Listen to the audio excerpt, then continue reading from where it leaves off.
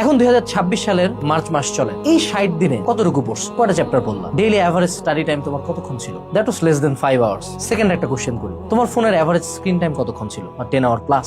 আসলে পড়াশোনা করতেছো? তুমি কি কামব্যাক আসলে দিতে চাও? কয়টা কোর্স কিনছো এখন পর্যন্ত? কয়টা প্রোগ্রামে ভর্তি হইছো? কয়টা সাইকেলে এনরোল করছো? কয়টা ভাইয়ের লাইভ দেখো রেগুলার? কয়টা চ্যানেলে সাবস্ক্রাইব করা তোমার? এখন পর্যন্ত কয়টা প্লেলিস্ট করছো? কয়টা বই কিনছো? কয়টা কোচিং এ যাও? কেন মনে হয় তুমি প্রতিবার সেম কাজ করবো আবার রেজাল্টটা ডিফারেন্ট আসবে? তুমি সেম টিচারের কাছে পড়ো, সেম ফোন চালাও, সেম কোর্স করতেছো, সেম ভাবেই পড়তেছো, বাট এবার ডিফারেন্ট হবে? একটু মোটিভেটেড তাই।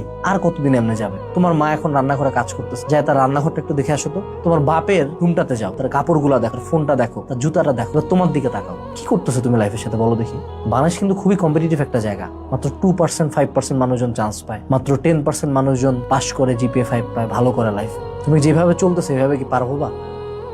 ভাবা না, এটা তুমিও জানো। বা সবচেয়ে মজার কথা, তুমি এটা নিয়ে কখনো চিন্তাই করো না। চিন্তা করতে ধরলে তোমার ভয় লাগে, সেই ভয় দূর করার জন্য কি করো তুমি জানো? আবার ফোনটা চালো। আসলে মানুষের ভুল রিয়েলাইজ করা খুব জরুরি। আমি যদি কাদার মধ্যে পড়ে উঠতে চাই, আমাকে বুঝতে আমি কাদার মধ্যে পড়ছি। বের হওয়ার রাস্তা হলো ফোনটা রাখো, ফেসবুক ইউটিউব আনইনস্টল করো।